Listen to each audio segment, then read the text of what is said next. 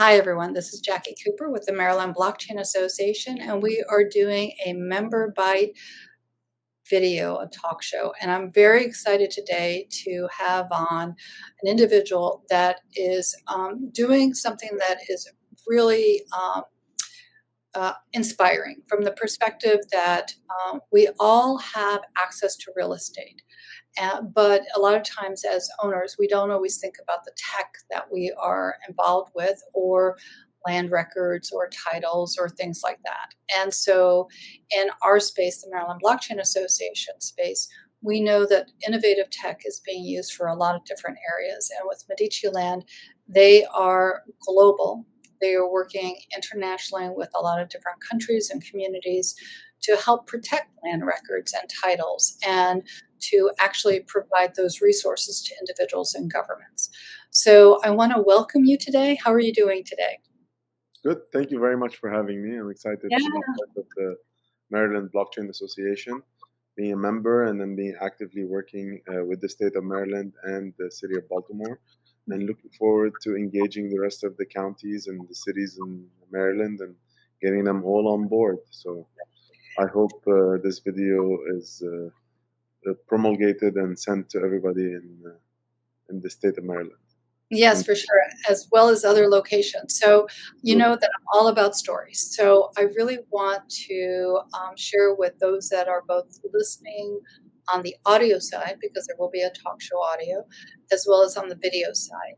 How did you get involved with this technology, and why land? Why not some other product or tool? What inspired you to get started in this? That's a good question. I mean, I would say that out of the premise that when it comes to land and title is the most valuable asset that we have in our lifetime, other than Bitcoin. So if you think about the creation of capital and capitalism and the fight against, at the time, the USSR, the only way that you were able to create capitalism and a capitalistic society is by creating ownership and having ownership. And generational wealth and intergenerational wealth does not take place without having ownership and the claim to ownership. We are very blessed in the US that we have a very good, resilient system for land records and ownership, where the rest of the world does not have that same privilege. So we're very privileged. Not only we're privileged on that side, we're privileged that we have access to capital, because once you have access to land and you have land rights, then the banks will allow you to borrow money. Most of us, 95, 99% of us that have bought property in America, and a lot of us are able to still buy property in America, not as much the last few years because of interest rates. But we were able to do so by borrowing money from banks and leveraging that ownership. If we did not have the title deed to that ownership, we would have not been able to do so. So I think that's very important on that element. To the use of blockchain and the use of, now everybody talks about tokenization, but MLG was the first company in the world to do it back in 2018 in America, for Wyoming, Teton County, where we had private keys for all of Jackson Hole, which was one of the most valuable assets in Wyoming. And we tokenized all of Jackson Hole, Teton County, and then we went to Carbon County, and we did projects with New York City. So the easiest and most efficient application of blockchain is land. And for us, and for me personally, it was the idea of, how do you empower people, and how do you unlock capital, and how do you create intergenerational wealth, and teach people how to fish versus giving people fish and aid.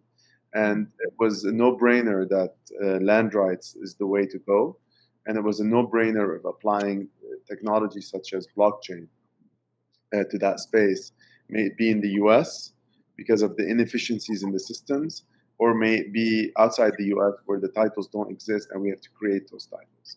And MLG has been very blessed to be able to do both at the same time, and continue to do both, where we cater to customers outside the US such as Africa, Latin America, and the Caribbean, and as well as a U.S. customer base. So on that side, we were able to do both. Your question is, how did we get into this? So at the time, I was working for Overstock.com, and I was the vice president of the company. And we were the first company that had the revenue over $1 million to accept Bitcoin. Before MicroStrategy, before any of these big companies that got involved in the crypto space, Overstock.com, your online shopping platform, was the first one to take Bitcoin in 2014. And the idea behind it was, let's not look at Bitcoin, let's look at the application of blockchain. And that's why we were looking at the use of Bitcoin as a monetary system. And then we were able then to look into the different verticals. And for me, it was a no-brainer to look at land rights and the application of blockchain for land recording. And I was very lucky to be able to spend time with a gentleman named by Hernando de Soto. And if nobody has read his book, everybody should buy the book and read it. It's called The Mystery of Capital. And Hernando de Soto is a Peruvian economist that if there is a godfather, or there is the guy who spearheaded land rights, it would be him. He started his work in the 70s, and during the 80s, as a governor of the Central Bank of Peru, he was able to convince President Reagan to invest in property rights and to fight communism, and to fight drug cartels by applying land rights and giving land rights to farmers so they can fight off their land, because now the land belongs to them and they can fight for it and go after the drug lords and such. And Hernando de Soto really traveled the world, more than 100 countries, and convinced governments around the world that they should invest in the infrastructure of giving land rights to their citizens. Today we're over 7 billion people. 5 billion of us do not have any land rights. We live somewhere, in a house, in a shack, in a building, in a tent, in a condo, in an apartment. No matter where we live, we have to stay somewhere at night. But a lot of it does not have any utility. By having a property that has utility, having a deed, it gives you utility. Imagine what blockchain can do to unlock that. And I worked and I was mentored by Hernando, and that's how I got into the business. That's phenomenal. So I am going to be showing, for those that are listening, 2 different platforms. I'm going to be showing the Medici Land platform, so we can kind of explore the projects that you're doing around the world, and then also the Maryland Blockchain Association website, so we can scroll down to Baltimore and see what they're doing.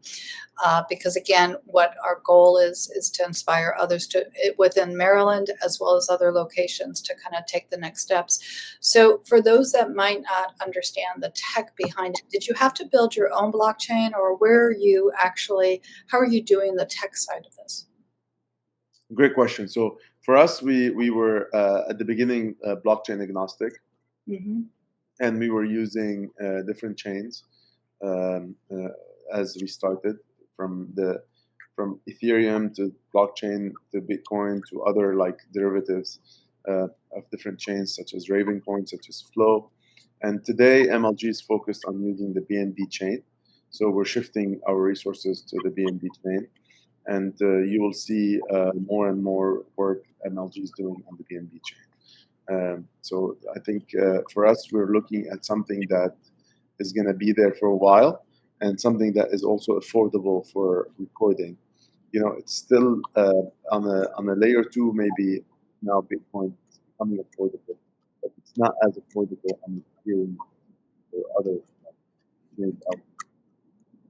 No, I understand that. And for those that don't understand the difference between layer 1 and layer 2, layer 1 is like the original blockchain type of protocol. Layer 2 is something that you build on top. So it's sort of, think of it like a house. You have your first ground floor, and then you have your second floor. You're still building on it. But again, you still need the foundation. So I'm going to share screen. And that way we can actually kind of take a look at what it is that you've built, because you've been around, like you said, for many, many years, and that is phenomenal. So when you, how do you decide where and what to select in terms of where to go? I mean, I'm going to go over to your global side so you can see, everyone can kind of see the projects that are here. But like you said, you're all over. So how do you decide? And then for someone that's interested, like we're seeing Zambia, how do they step into this space? Do they contact you? What's the step? Yeah, so we work with governments mostly. Our Okay. firm is government. We started by working with the World Bank, and they took us to Africa.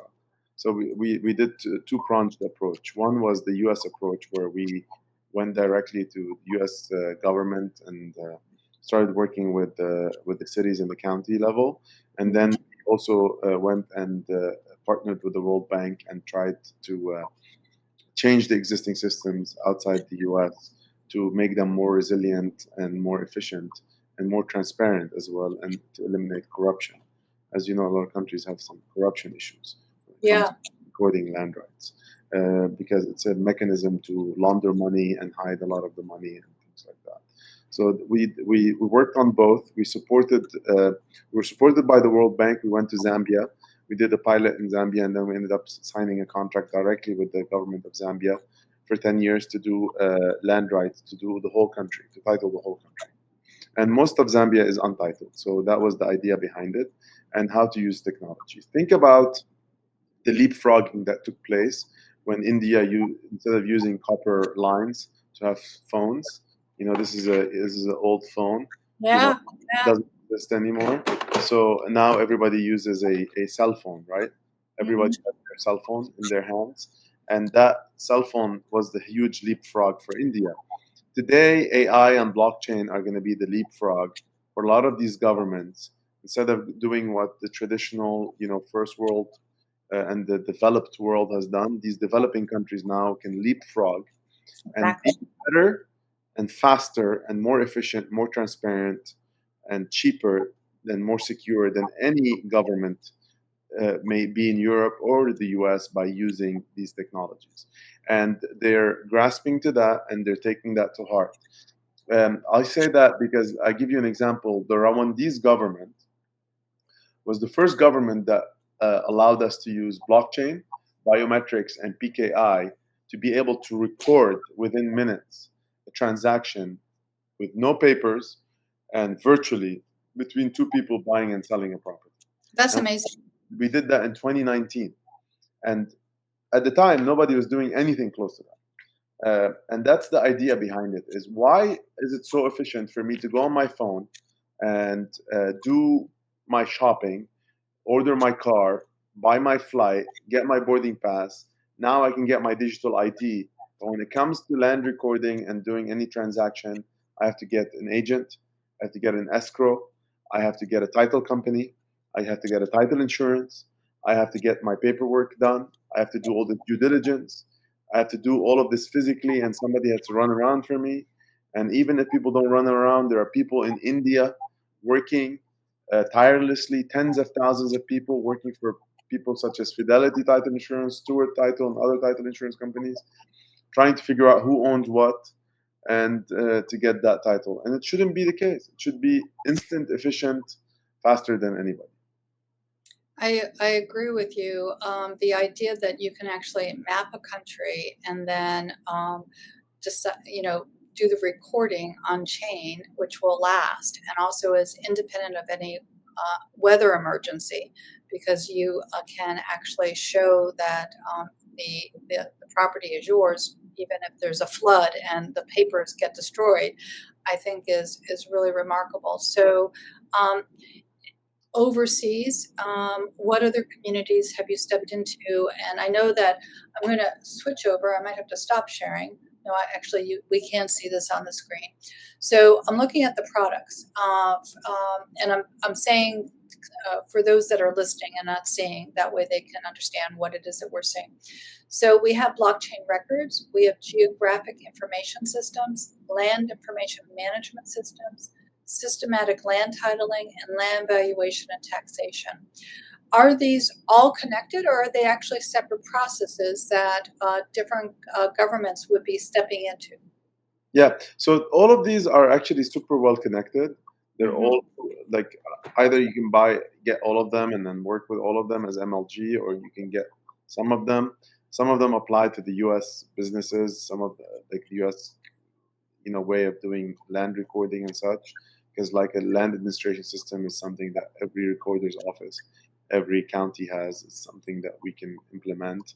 We look at also we have GIS systems that we've built internally that we couldn't find other systems out there that were as efficient to do the work we're doing, and we were able to use AI back in the day when it was still called machine learning to do mass evaluation of properties, so people don't have to value and assess every single property individually, but they can do it, using large data models and aggregating all that data that you're collecting and be able to figure out the value of those properties. So for us, the systems that MLG has as a company and provide as a service is we've been there for now 8 years. This is our 8th year in business, and we understand the needs. We have a very good understanding of government needs, specifically on the county level. We know exactly what it takes to record, and we're able to do that very efficiently and save money at the same time, provide a much better service than most service providers. So we've been working now in the U.S. since 2017, 2018, and we're getting more and more customers. The idea behind it is, how do you create more efficiency and how do you create more interoperability for everything systems to work together? And we don't look at this as a competition. We don't look at this as we're coming to take your business for the other service providers. We actually integrate, and we love the idea of having this connectivity among companies and integration among companies, that we can actually bring a service and added value to other service providers. So we have a lot of partnerships with other existing companies that are in the space, and we love to collaborate. So talking about collaboration, I know that we talked about the fact that you're a member of the Blockchain Association, and the association recently launched a statewide task force on blockchain and innovative tech, and you guys are members of that as well. And so we're going to be actually hosting a number of events, virtual events, to kind of share what it is that you're doing. So that way, like you said, those that are in the real estate space can actually kind of step in and integrate. And so I'm scrolling down the website, and we're going to be going over to Baltimore. Now, you did mention that you're in Wyoming, and a question that might come up, even though we're going to go over to the Baltimore side for Maryland. Do all the states have the same rules, or are there things that those if there's someone in the land records office or in different states, are there things that they need to be aware of, or can they just contact you and it's an easy integration? Yeah, I mean, I suggest anybody that would like to look at our work to contact us directly. They can reach us at info@mediciland.com, or they can go through you, and then they are able to get in touch. The idea behind it is every state has different rules and regulations. Yeah. And they follow different guidance, but most states record the same way. There's a grantor in most cases, but the information that they record are slightly different from state to state, and the requirements are slightly different. Georgia has their own system. Florida has their own way of doing it. California as well. Maryland hosts the data. The data is being held at the state level, Maryland State Archives, but the counties do the recording and they work through the clerks. Some of them it's done on the clerk, on the courts, on the court side. Some of them are done on the county side, and some of them are the clerks of the courts. Some of them are just the clerks for the counties. So it's really changes from state to state, and we work with both. We have clients from both sides, from the clerk's county side or from the court side as well. And anybody that would love to hear more about what we're doing and see how we can provide an added service, I say one thing to everybody. Try me. If you don't like me, you don't pay me. And So I have on the screen for everyone who's seeing this and those that are listening, we do have embedded on the website the Baltimore City Department of Housing and Community Development, the announcement that they were introducing blockchain technology for title searches and enhancing transparency and efficiency. So we're going to click through, and I'm going to stop sharing for a quick second because it didn't move over, and then we're going to actually take a look at the screen, because again, this is an example. I would log into So I would log into the way to get into this is baltimorecity.gov, and then you go down, scroll down, and you look at the blockchain recording system. And the idea behind this is we created more efficiency on the land recording keeping for Baltimore. We're putting all the records on chain, and if you go on the left hand side, if you want to go back, and then and push the search, the top left search button, and then let's say put Monroe there, and then you can spell it any way you want. It still comes out right. And then you can go down and you can see all the properties that are Monroe, Yeah. street or circles. And then the idea behind it is, if you click on any of these properties, you're able to then see the ownership, the land, and the recording. Some of them have been updated. Some of them are being updated as we speak. So let's go back and then push 1180, for example. This is one that I know is it has all the data on it. So 1180 Monroe, and I can give you show you what MLG has done versus the existing system. So, okay. So let me go back. I am sharing a property that I clicked into because it also shows, actually, because I was playing with this before, it will show you all the information from this perspective. Yeah, but maybe allow me, I can just give a quick demo. Yes. On my side, and then I can. Yes, I will stop sharing. I think you can also share. Yeah. So the idea behind it, and on the Baltimore side, is to create more efficiency. Yes. And to create more transparency. Let me use the breakdown.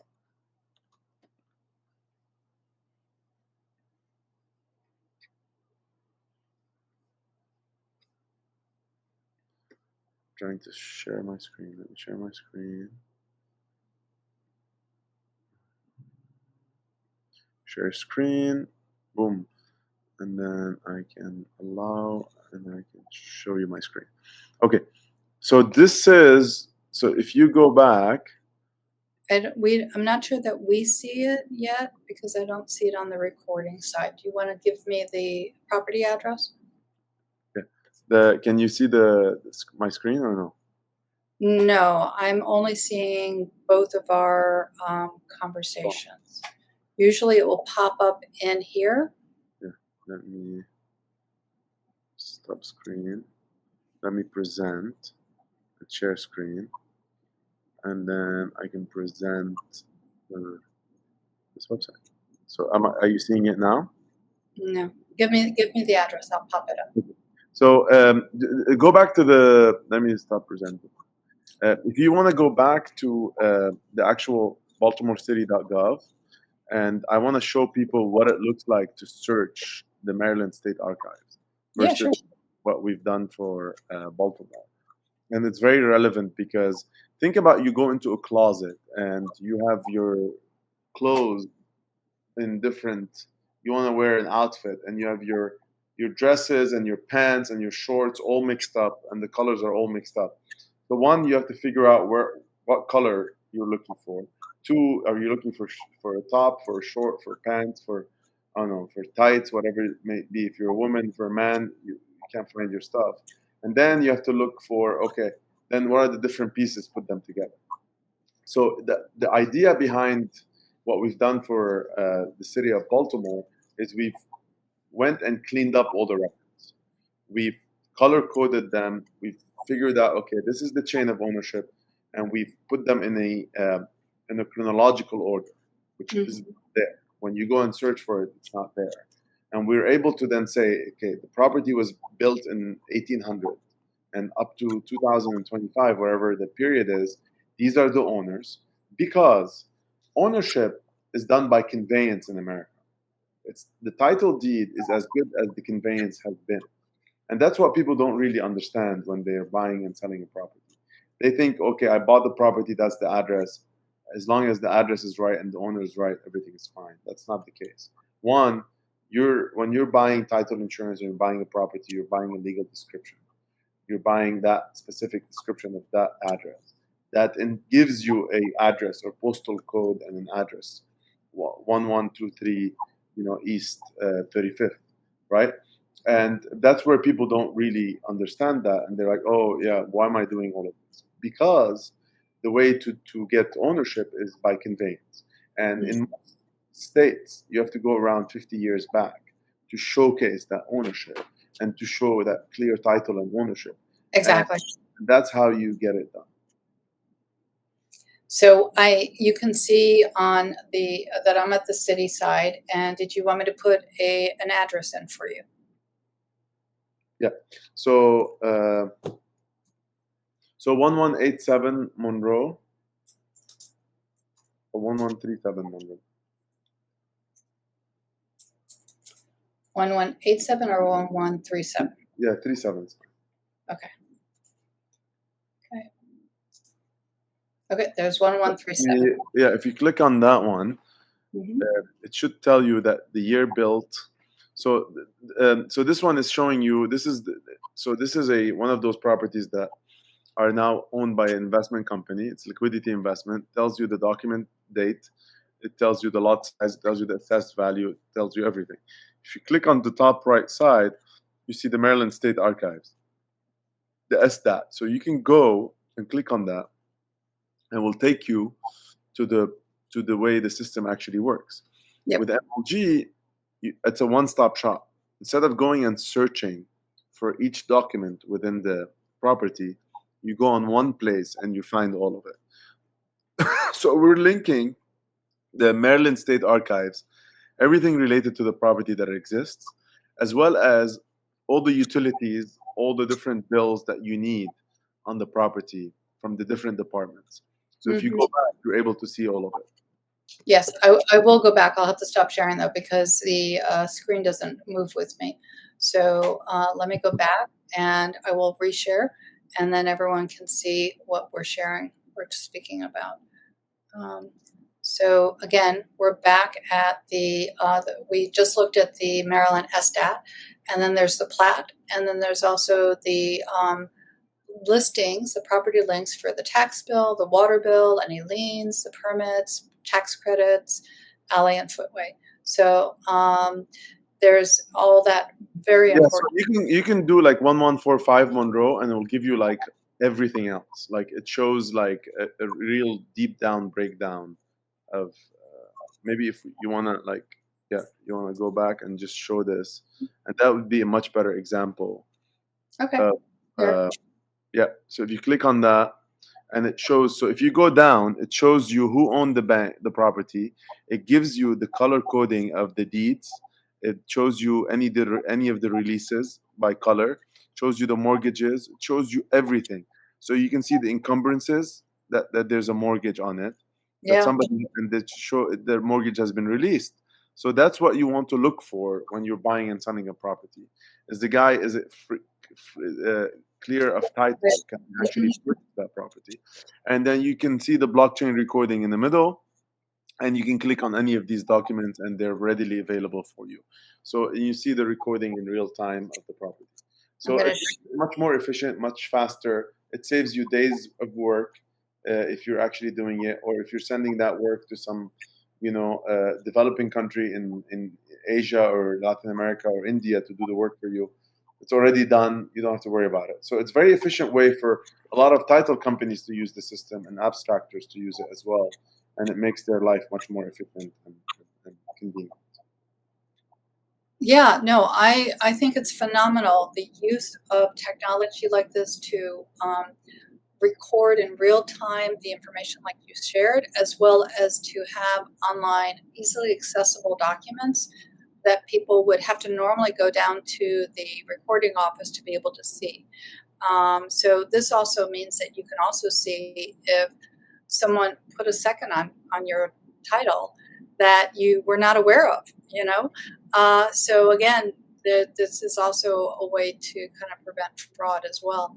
I know that we have been covering a lot of information here, a lot of great information for those that are listening. I will also include access to the contact information on the blog below, and then there'll also be a landing page that we're going to be creating at the Maryland Blockchain Association. So those that are interested in learning more can also go and get information about how to access. Any last minute thoughts that you'd like to share? Yeah, I mean, I would say that, blockchain is not coming to eat your lunch, and the use of technology is more to make your life much easier. So for the people listening, may they be users, may be property owners, may be enthusiasts of technology, speak to your government officials. If you are a government official, please reach out to us. We're here to educate you and help you and guide you on the best, show you the best use cases out there, and then try to give you a good rundown of our system and how we can best serve you as a government official. And I definitely support what you're doing. I think that, as you mentioned, ownership of property is critical, and then being able to show clear title is also really important. And as you mentioned, in the United States, we have the ability to have our real estate system be transparent, as long as we have the various information.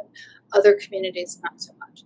So I think what you're doing is really important for us to keep that transparency and economic efficiency, because like you said, you listed all the various things that happen within a real estate transaction. And it's not to not have those individuals have jobs or things like that. But if there is a way to have the cost of ownership be more efficient and economically fair, then that means that we can provide ownership to property in a way that more people can access. Absolutely. Yeah. Thank you for your time today, and happy to do many more of these recordings. For sure. And then also for those that are listening, definitely message or watch our event information, because we are going to be doing more events to educate you about real estate and how you can actually access this. So thank you so much for being on, and we'll talk soon. Have a great day. Thank you.